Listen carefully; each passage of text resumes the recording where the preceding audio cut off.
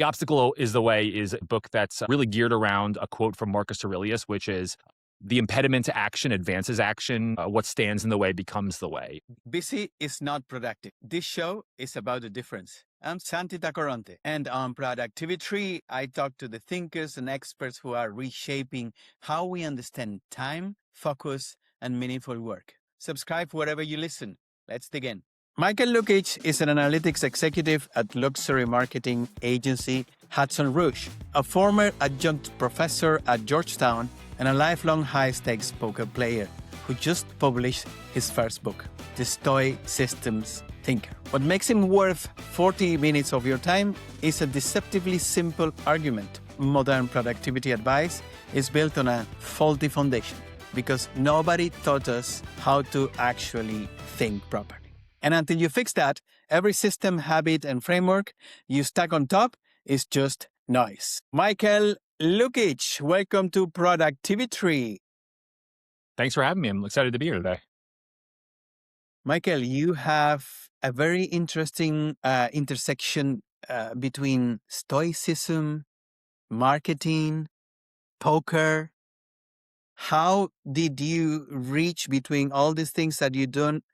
How did you reach to that? How did you converge to the point where you are today? And what makes you so attracted to Stoicism and other ways of philosophical and practical thinking?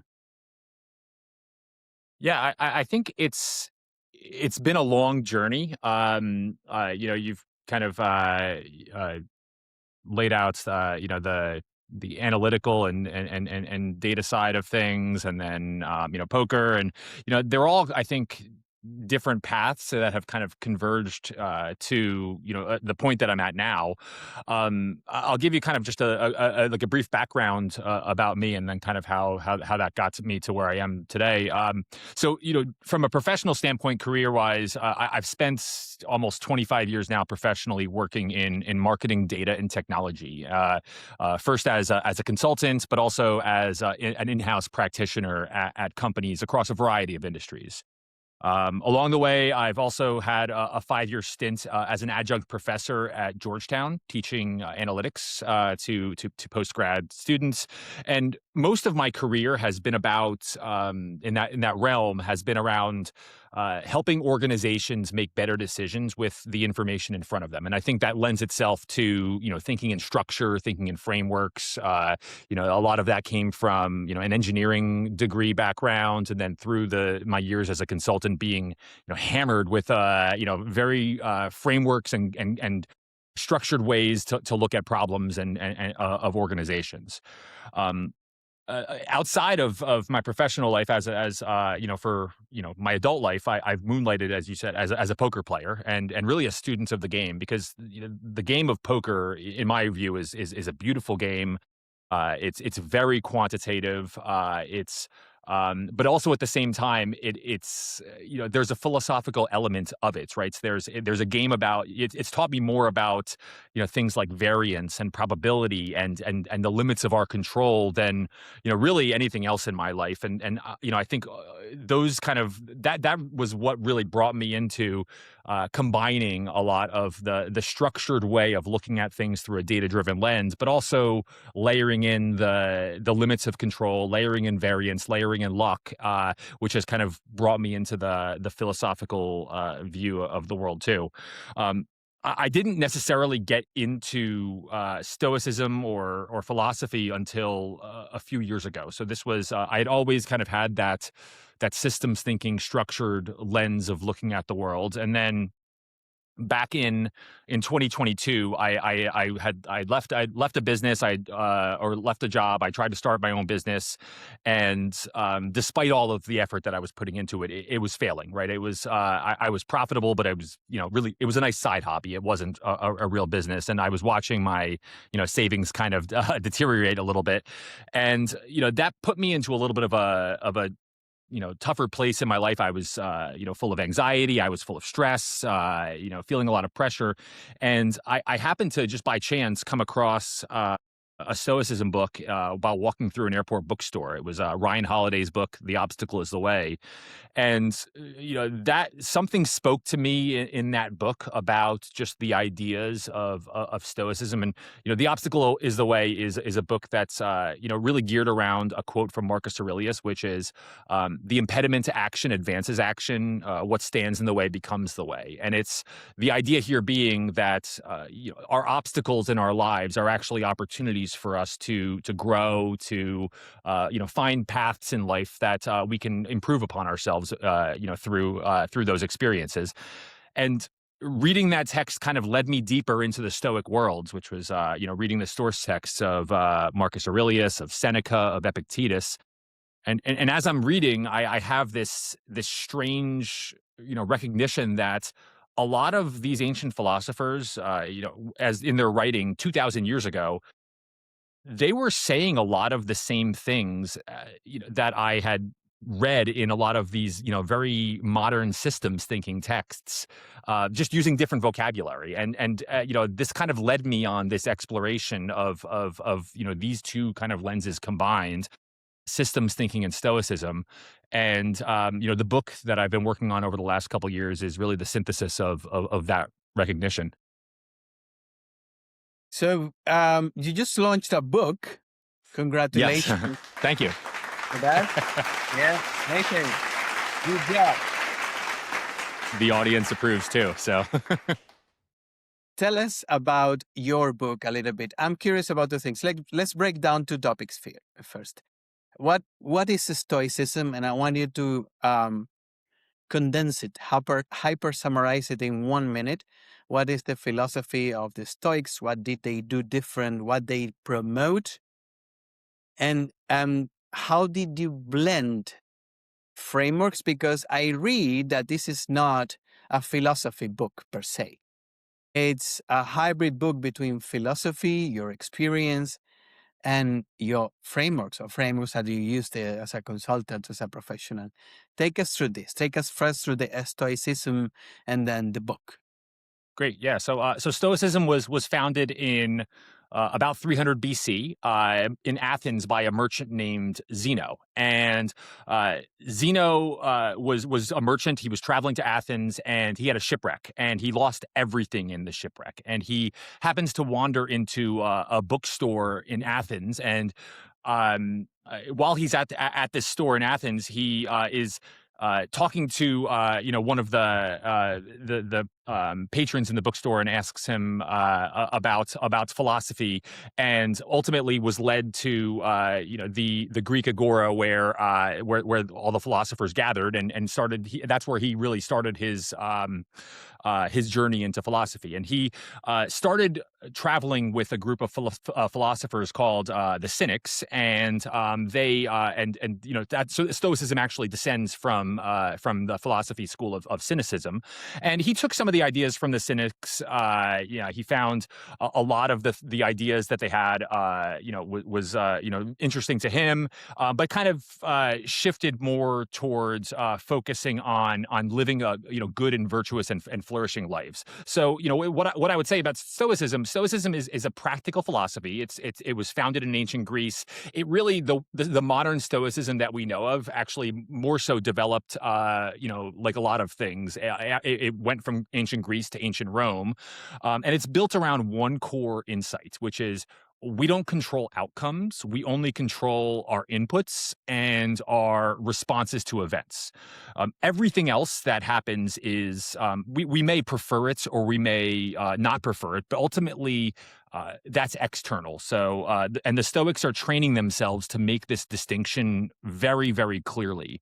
What's up to me versus what isn't up to me. And the rest of their philosophy is to direct their entire their entire intellectual effort towards the things that are up to them, and that's how they kind of geared themselves around there. There's four main virtues in Stoicism: courage, justice, self-discipline, and wisdom. And those are kind of the four cardinal virtues within the philosophy. And everything is around trying to develop a life where they are living according to those virtues, and living in accordance with nature, trying to live a well-meaning and purposeful life. Wow. You say in your book that we are living a thinking crisis. Um, I'm pretty sure most people think that they are good at thinking. So, what do you mean with the thinking crisis? Well, so I think of this through there's two graphs that I always think of, and I think of these together. And the first is a graph that we're all familiar with. We've seen it, a flavor of this in virtually every part of life, and it's the exponential curve. Yeah, when you look at how virtually everything in life, in the human world, or I should say everything, but many things over time have progressed. We see this exponential curve shape all the time, right? Through things like interconnections, complexity, money, right? Like there's the exponential curve is everywhere, and I think we intuitively sense that. Very tangibly, the world is growing much, much more complex. I mean, if we think about the world today in 2026 versus even 10 years ago, 20 years ago, there are everything has shifted digitally. There's technology is kind of abundant in our world, and we are bombarded with notifications, algorithms. It's the world is growing increasingly complex with all of these kind of like interconnections that have been formed in the world. So that's kind of the one side of the world is growing more complex. The other side of it is our ability to handle this, which is our overall thinking ability. And while I agree that there are many people believe that they are smart, and I'm not saying discounting that. There are incredibly brilliant people all over the world, right? There's obviously super smart people all over the world, but if we actually look at the data tangibly in aggregate, our thinking ability appears to be decreasing. So there's been numerous studies that are looking at our overall thinking ability by measuring intelligence of individuals. And is an effect that over the 20th century that was called the Flynn effect, which was over the 20th century we saw that IQ scores or intelligence scores were continuously going up, and that was really assumed to be the trajectory that the human race was going in, is that we were just getting smarter and smarter over time.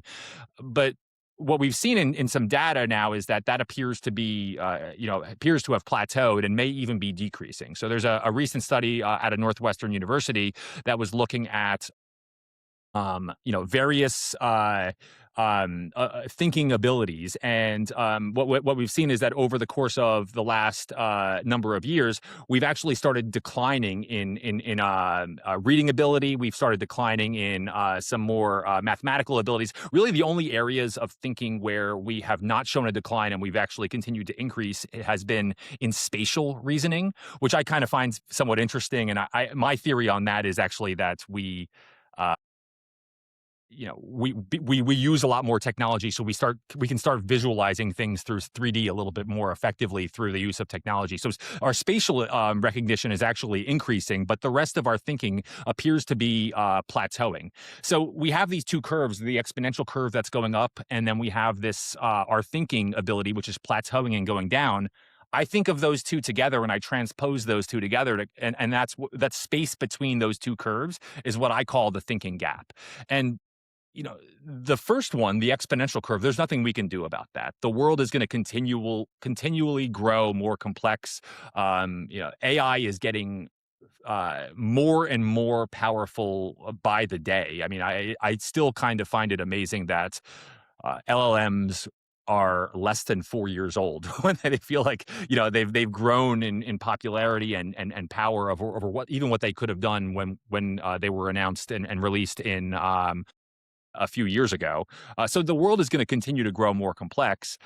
The crisis that I think that's appearing is that our thinking ability is declining, and by us taking some of these steps to outsource more and more of our thinking to this technology, we're losing out on the reps that we need to practice our thinking and keep ourselves sharp.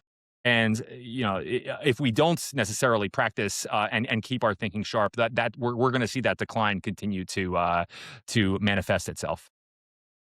But is this a bad thing that our thinking ability is plateauing somewhat? See, definitely with you on the part that we are commissioning and outsourcing the next level of intelligence to AI. What would Stoic said to things that or to statements like the less you have in your head, the more happier you will be? I'm not going to argue that there is some of outsourcing our thinking that is a good thing. So there's two types of intelligence. And this is what psychologists will split intelligence into: crystallized intelligence and fluid intelligence. So crystallized intelligence is our ability to retain facts. And this continually grows over the course of our lives. So yes, we forget some things, but if you talk to your 90-year-old grandfather, he's going to have a wonderful plethora of stories that he can pull from in his brain. But outsourcing some of our crystallized intelligence to AI or technology is fine. I mean, I used to, as a younger child, before having a mobile phone, I used to remember a bunch of phone numbers. I used to have to um, remember addresses and birthdays and all of these random facts that would be stuck in my head.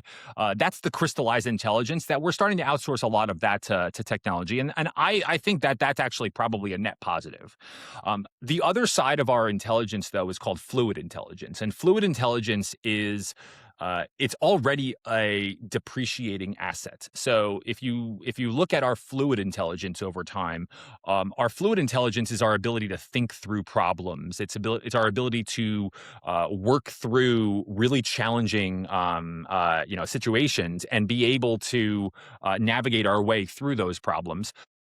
That that ability in humans peaks usually around in someone's like 30s or maybe 40s, and then starts declining over time.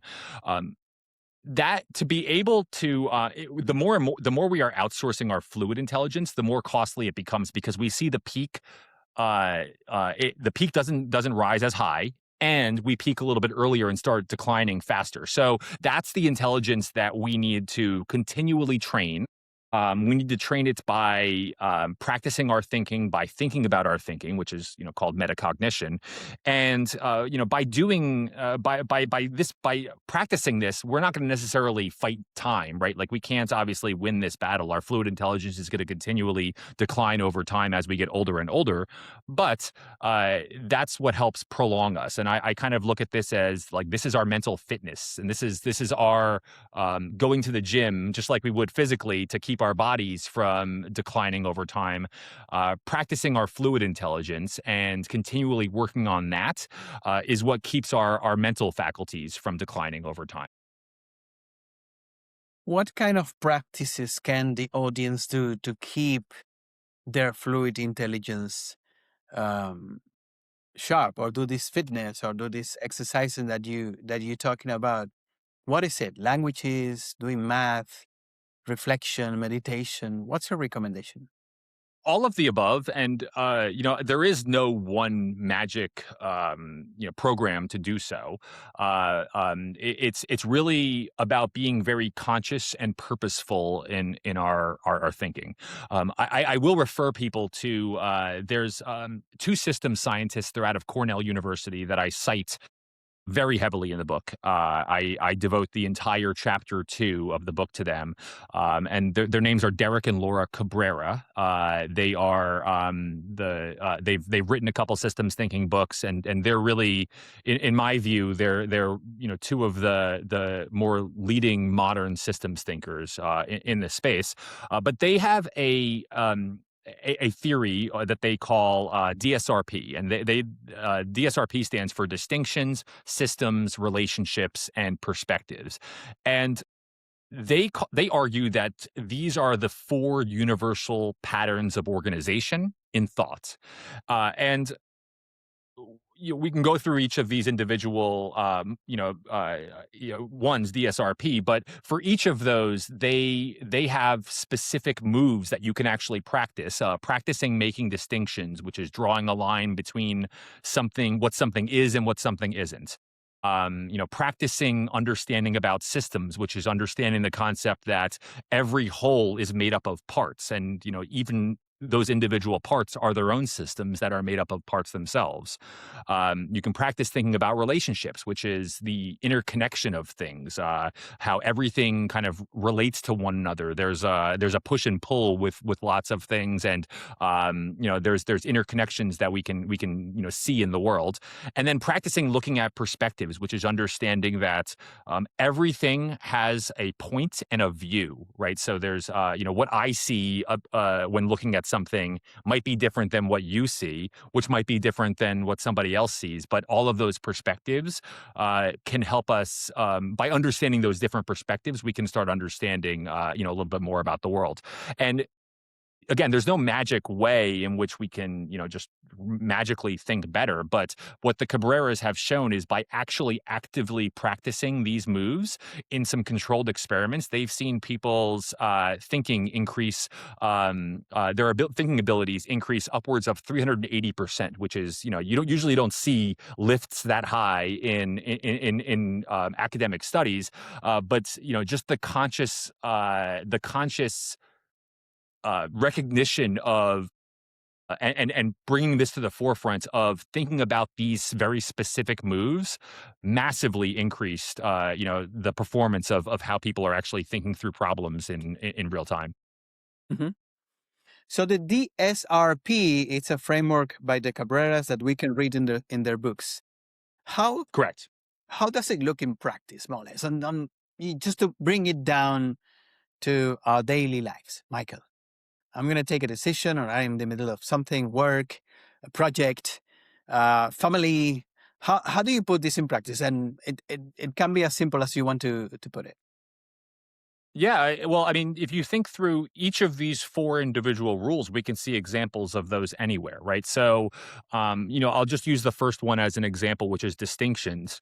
Uh, Almost, I've been working in the professional world for almost 25 years now. I've worked for a lot of different companies, big and small, and I've seen a lot of conflict, right, amongst teams, in your day to day, whether it's within the same team, whether it's multiple teams kind of working within the same company. Almost always, whenever there's a conflict in teams, there's there's some sort of boundary issue, or which is a distinctions issue, drawing a line between what something is and what something isn't. So, giving an example is, oftentimes we might have a part of our day to day job that we think is part of our job, and we draw a distinction around the different components that are part of our job.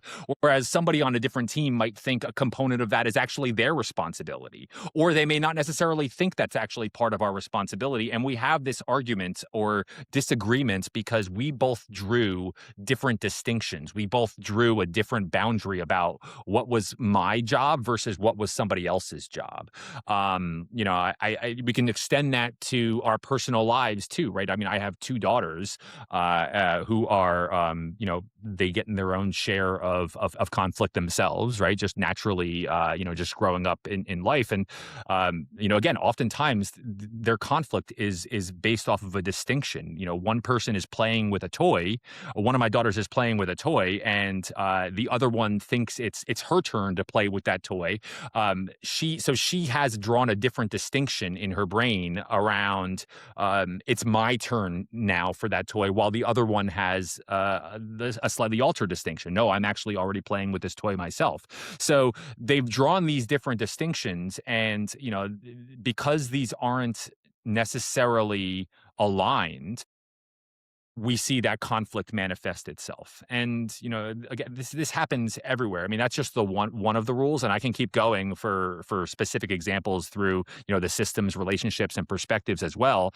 They don't just apply to work. They don't just apply to our personal lives. Like, they are universal to everything, and the way in which we are actually structuring the way in which we're thinking about the world.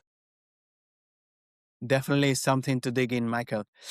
Um, I want to talk about something I'm very passionate about, something I've been trying to build, not very successfully, which is called the second brain. Right? Let's first break down the concept of the second brain to the audience. What is having a second brain? Yeah, it's well, the term second brain. I don't actually have the origin of the term second brain. I believe it came from.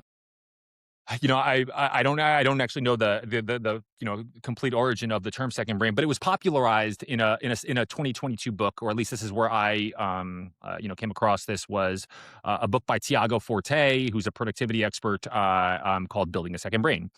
And I've been fascinated by this idea for the last 4 years or so now, and I've been trying to work on and iterate and build my own second brain for that time. It's not actually building a second physical brain.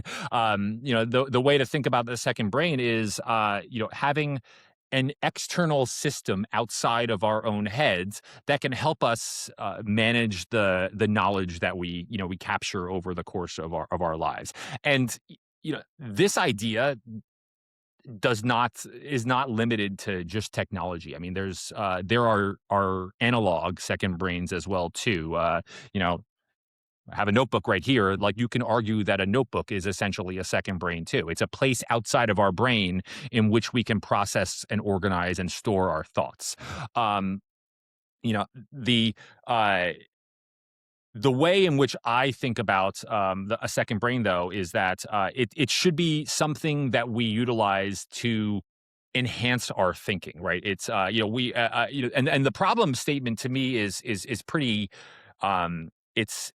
It's pretty very it's a modern problem that we have here, is that we're constantly bombarded with information. And I mean, I have lots of different browser tabs open on my window. I'm constantly reading different articles or books, or watching YouTube videos, or listening to podcasts, and all of these great ideas come into my brain.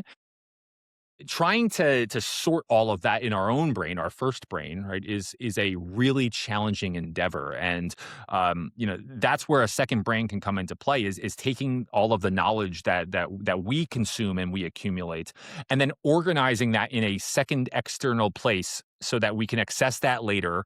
That's the goal, is we want to access that later and be able to utilize that information at some point in our lives. This is where I've shifted towards that digital world, right? While the notebook is great, and the notebooks have a lot of wonderful uses. They've been utilized for thousands of years now. Notebooks, at the same time, are hard to actually use to retrieve that information. You need to be really, really well organized to be able to, find the information again. I can't tell you how many notebooks that I've had where I've written down notes and I've never returned to those again. And there's probably some really, really valuable information in those notebooks that I could utilize, whether it be in, future writing, whether it's in, helping me kind of build out future ideas, whatever the case may be. And this is where digital technology has helped us with this, right? We can take things like the the browser tabs that we have, where we read a lot of information. Well, now we have web clippers where we can take the URL, or individual snippets of text from that page, and pull that into some software. We can take YouTube videos and we can pull transcripts or videos URLs, pull that into some software. And the idea here being is that everything that we can consume, or the things that we want to save that we can consume, we can pull that into some sort of centralized resource that we can organize, we can categorize, and hopefully be able to pull upon later on when we want that information.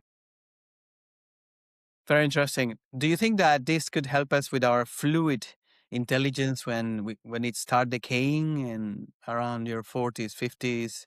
I do have a lot of problems, Michael, with memory. Unless I go and pick up, and I've been using Google Timeline to do this. The moment I see the event, I remember what I did, but naturally it wouldn't come to me. So I'm just thinking that maybe a second brain can help me refresh all this content, all these thoughts that I had during my first 40 years of life. Yeah, I mean, I absolutely think it can, especially as and this is one thing I've been experimenting with recently has been um, connecting large language models to the various content in my second brain, and I've been iterating on this because you need to be able to provide the right organizational structure and then provide that mapping to a large language model so that it's able to know where it should be looking for things. But first off, back to your first point there of helping us kind of remember things a little bit more. When we actually capture some new knowledge or new information, we can, with the second brain ability, we can tag that information with the right additional metadata to help us surface that later on. So maybe I capture a note that I want to surface 1 year from now, right? It's an anniversary type note. Well, I can tag something in that note to say that can and build a process to surface things that are tagged by certain dates, right? I that can be a process that I can actually build out in a second brain digitally, so that I don't need to remember that note anymore. It just stays in my second brain, and then a year from now, it just gets surfaced up according to some rules that I've already baked into the system. Um, if you're looking to, one use case that I really think of from a just how can we use these second brains to improve our thinking and kind of especially our fluid intelligence, right? Which is us being able to think through new ideas. Is we have all of this disparate knowledge in our brains that we can now dump into a second brain. This is where language models can be really, really effective. Is taking a look at all of the different content that we have across all of our different topics and finding those connections across two or three or four or multiple notes within our second brain system that we can then and can surface those together to us so that we can start drawing on those connections so that when we see those two things together, we can say, oh, that's actually pretty interesting. And, to me, that's partly how I started kind of going down the rabbit hole of systems thinking and stoicism, right? It's looking at two very seemingly unrelated ideas and it's just exploring the overlap amongst those ideas and taking them down different rabbit holes. I think second brain systems can help us surface those possible threads or connections that we may want to travel down at some point in our lives. When we speak about productivity, Michael, most advice out there, it's about addition of systems. Use Pomodoros, time blockers, task planners, and more recently AI, which in many cases is bringing more work and more headache than people had before. But when you look at Stoicism, it's kind of about the opposite: subtraction, simplification, minimization, minimalism. Um, why is it so hard to subtract in our society? Why we need to keep adding stuff on top of stuff? If you had already a very busy life with work and family and notification, now you added AI. I said this in another episode. I read this quote. I loved it. It said, "Before AI, I had 3 unfinished projects. After AI, I have 55 unfinished projects." Right? Why do we add so much? Well, Uh, AI, that's a funny anecdote here, and AI can be a great amplifier of us, but that sounds like a personal issue that it's only going to amplify the issues that we actually have, right? And I do want to push back slightly on the one point that you made about like stoicism being exactly the opposite, which is like less, less, less. The Stoics actually had a concept they called the golden mean, right? And this was that often, where we want to be is in this kind of like center of things. So we actually, when you look at the two virtues, there you kind of can think about this along a spectrum, which is we don't want to be on the far end of like so okay using courage as a virtue, right? So there's on one end it's being like the bravest but kind of reckless, as reckless of a person as you possibly can be, and on the other end it's probably around being cowardice and stuff like that. And the Stoics would argue that across many things in life we want to be in the middle, right? Which is some sort of like balance between two ends of a spectrum. And that's where when I think about you know uh, the world of productivity, there's some happy balance that is going to probably be unique to each individual, right? So some people probably are going to benefit from having a lot of task lists, a lot of systems, a lot of structure, and that's great if that individual person does. Other people might benefit from being more loose about that, but we kind of flow along that spectrum, and sometimes we flow along that spectrum over the course of our lives. I've certainly have swayed too far on the let me over optimize and over plan a lot of my life, and then it just turns into the idea of managing your task manager becomes a task in and of itself, right? If it's taking up a bunch of time, that's a problem.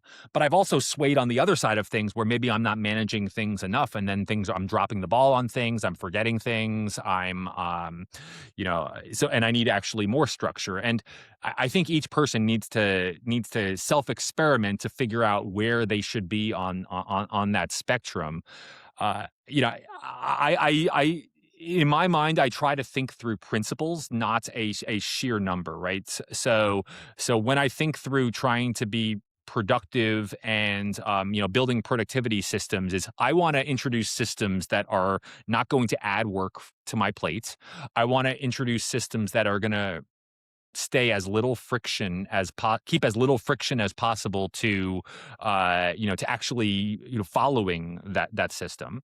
And I want systems that are going to be like net additive to my overall vision and goals in life. And to me, I'm very clear on that, but it took me a long time to actually be very clear on that. I think for a while, I was kind of going down the direction of, well, I want to produce more and I want to be really, really successful in my career. And that's more output. That's more output. And I think I've tempered that over the course of my life to realize that actually my primary goal, my primary vision is to have autonomy over my time. It's to be able to spend time with my wife and my two daughters. It's doing the things that I really enjoy, which are taking care of my mind, my body, my soul, and staying with the people I love, and doing good work, right? And all of those things are parts that make up me, but I'm going to build my systems or my productivity systems to fit that, not necessarily something to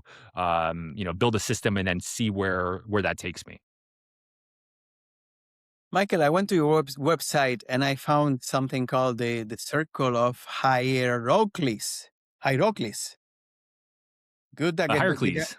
Hierocles. Good that the guy is not alive, so he will not be offended because I re-talk his name. Can you explain it? What does it mean? I found it interesting. These concentric circles that goes from within. Yeah. So, this is actually, I think about this as a derivation of going back to our Cabrera conversation from earlier. Their rule number two was their systems rule, which is the world is made up of systems, which are holes within holes. And there's various parts and holes of systems, but we can think about the world as in some sort of hierarchy. Hierocles was a Stoic philosopher. He was in the second century, and very little. We know very, very little about him, but he had this idea of what he called the circles of concern. And and his idea of living a good life was we should always be trying to bring those circles inward, right? So if you think about the world as a series of concentric circles with ourselves at the center, and then maybe slightly outside of that we have our family, and then slightly outside of that we have our neighbors, and as we go further and further out, we become less familiar with each of the folks that are in there, right? We treat people less well, right? Like we're going to treat ourselves the best. We treat family maybe a little bit less than we would treat ourselves, but we treat family really well, and then neighbors, and then countrymen, and so on and so forth. Um, Hierocles, his view of this was we should be trying to bring everything inwards, right? So, can you treat your family the way you would treat yourself? Can you treat your neighbors the way you would treat your family? Can you treat your countrymen the way you would treat your neighbors, and so on and so forth? Um, with the idea here being that we're all interconnected, and we're all on this earth, while we are all separate people, and we might be belong to different countries or different groups or organizations, and have different political viewpoints or whatever the case may be. We still do have a common a common link within us, and how can we bring those circles more concentrically together so that we are honoring that interconnection, and really kind of just treating people better and more effectively, and living a better life. Going to deal you a poker question. All right, I love it. What have you learned? So you have analyzed poker games, how to solve them. I'm not very good with poker, to be honest with you. I know the basic rules, but I wouldn't even say that I'm a beginner. You're trying to solve poker. You're trying to find the best card deal, right? What have this teach you, which is highly mathematical, about productivity? I think actually, one of the things I learned diving into it's a great question. In trying to connect poker and productivity together, one of the things I've learned about diving deep into the weeds of poker analysis is, uh, in general,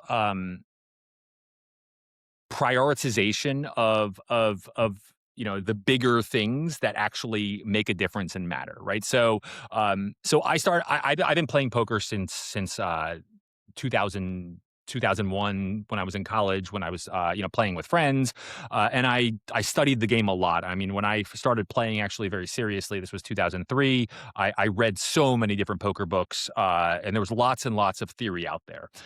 It was about 2016, 2017 where software started being released publicly to help us understand the game a little bit more mathematically. And the software was referred to as solvers. And you can use that term tongue in cheek. They can't actually solve the game. And it's important to note that even an individual hand of poker, so an individual hand of Texas Hold'em, actually has more individual decision points.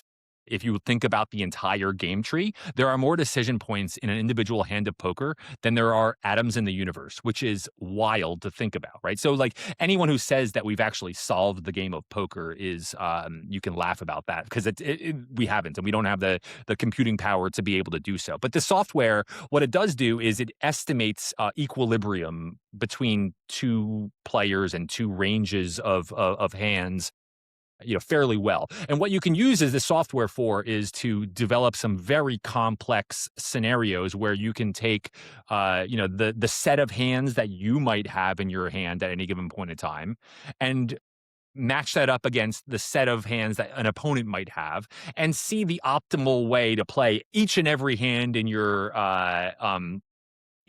with that might sit within your overall range. Um, That's great. It's great to learn off of that. But what people do when they start using this software is they start going down in these rabbit holes and trying to memorize every single thing that this computer outputs. And I know that you're a data guy yourselves, and I mean these are just data models, and you're trying to take these data models and memorize every single idea in this data model, without the idea being that the inputs that are going into these data models are somewhat fallible, right? Like we make a lot of assumptions when we put these inputs into data models. So the way we should be studying these is actually testing different inputs, right? Changing our inputs to see how that affects the outputs, and then adjusting our study on that, trying to learn bigger picture concepts. I think very early on, though, when I started using this software, I fell in the former camp where I tried to start like memorizing everything, and I had these massive spreadsheets, which I was probably just overcomplicating things in my brain, and that ultimately led me to have too much cluttered in my brain, and I actually went through a little bit of a down period when I was playing because I was moving away from just the core fundamentals that I knew about the game and trying to implement the output of a flawed model. So when I actually kind of took a step back and realized that, hey, poker's made up of a few scenarios that happen over and over and over again. Can I start drilling underlying concepts that are going to help me play those scenarios better, right? Can I build better, higher level strategies that are applicable to lots of different parts of the game, as opposed to trying to be very, very nuanced and trying to, understand every little detail that may or may not actually come up in the course of an actual game of poker? Michael, I have 5 quick fire questions here with me. And the challenge for you is very simple. You need to answer them very quickly in 10, 20, 30 seconds. All right? Let's do it. Yeah. Let's go with the number 1. What is one book that most changed how you think other than your own? Thinking Fast and Slow by Daniel Kahneman and Amos Tversky is probably the highest one there. I've read that book now 3 times, 4 times, and I get something new out of it every time. Number 2, a Stoic principle you find yourself applying every time. Can you repeat the question? I'm sorry. A Stoic principle you find yourself, you keep applying every single time. Yeah. The dichotomy of control, which is the things that are up to us. There are things that are up to us, and there are things that are not up to us. And this is something I have to remind myself of every single day of my life, whether it's work, personal life. There are things in my control. There are things that are not in my control, and I need to be focusing and doing the best that I can on the things that are in my control. Number 3, what is the worst productivity advice you keep hearing that you want to call out? Your tools, like a specific tool matters. I think at the end of the day, the best productivity system doesn't exist. The best productivity system is unique for each individual person. It doesn't matter what tool you use. It doesn't matter what software you use. It's about finding the right the system that works for you and letting that grow and evolve over time. Number 4, Obsidian or Notion? Where will you build your second brain? I have a lot of experience with this. I've been building in Notion for the last 2 or 3 years, and I've recently just switched over to Obsidian. And the main reason being is that I like the idea of having all of my markdown files and notes on my own computer, and I like the idea of having customization over how my Claude Code assistant essentially integrates with all of those markdown files. I think that's a little bit of a better setup, at least for me, than using Notion AI within the Notion ecosystem. They're both great tools. I mean, honestly, again, at the end of the day, I think it's personal. They're both wonderful tools, and I enjoy them both. And number 5, what would Marcus Aurelius think about social media?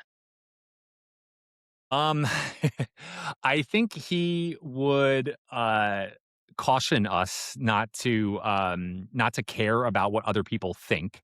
Marcus Aurelius has some of my favorite quotes in meditations are about when Marcus Aurelius is cautioning himself about not letting things get to his head, right? So he's saying don't be tainted by the purple, right? Which is what emperors wore in those days. I think Marcus Aurelius would be very cautious around social media, and then taking the things that we see in social media of how we worry about what other people think about us all the time, and we worry about our public image in social media. I think that's what he would be a little bit concerned about, that kind of stuff. Michael, let's wrap this up. Your book, I hear that it went live. It was published today. Yes. Today, the ebook is out today. So you can go to Amazon or and find it today and get it today for actually a special launch price of just the ebook for the next 2 weeks. The paperback and hardcover will be available in 2 weeks on June 16th. Very good. And how can people get in touch with you, Michael, and know more about you, your thinking, your philosophy, and why not? Also, a little bit about poker. Yeah, so you can go to my website, which is stoicsystemsthinker.com.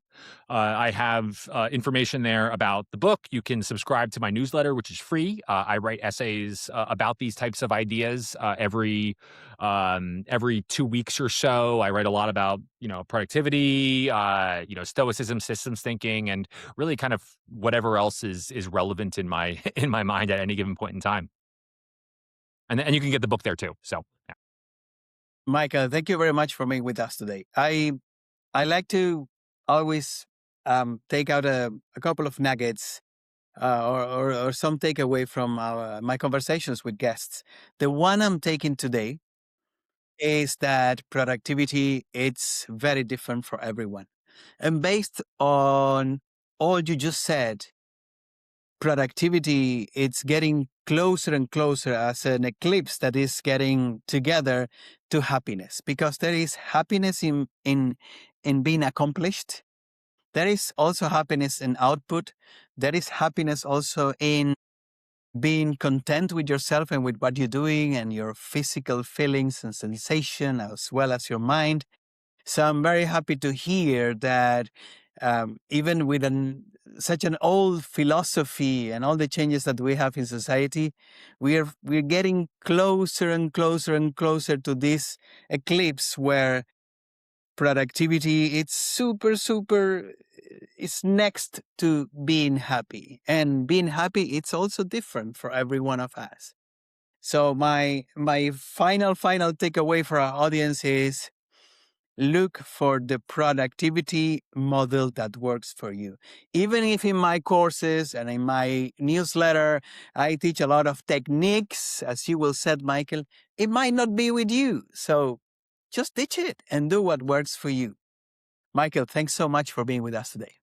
Well said. And thank you very much for having me. I very much had a great time today.